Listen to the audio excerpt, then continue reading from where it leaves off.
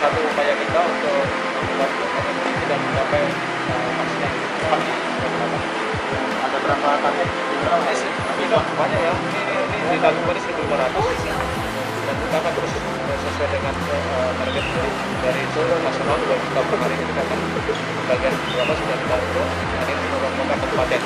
Mungkin ada kerjasama lain mungkin yang terjadi dengan kampus-kampus lainnya. Iya, kita kan dengan Pemprov, dengan RRI, juga dengan yang lainnya, kita juga kerjasama dengan Muhammadiyah, Ormas, semua masyarakat kita untuk libatkan, khususnya dalam konteks mencari para yang tervaksin ya. Mudah-mudahan ini jadi bagian yang salah satu upaya masyarakat menghadapi COVID-19 ini itu yang luar biasa.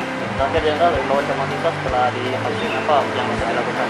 Pertama, bahwa ini kan baru vaksin pertama, jadi jangan terus menganggap ini sudah selesai. Kita tetap menjaga protokol kesehatan. Jadi ini kan harus 2 kali ya.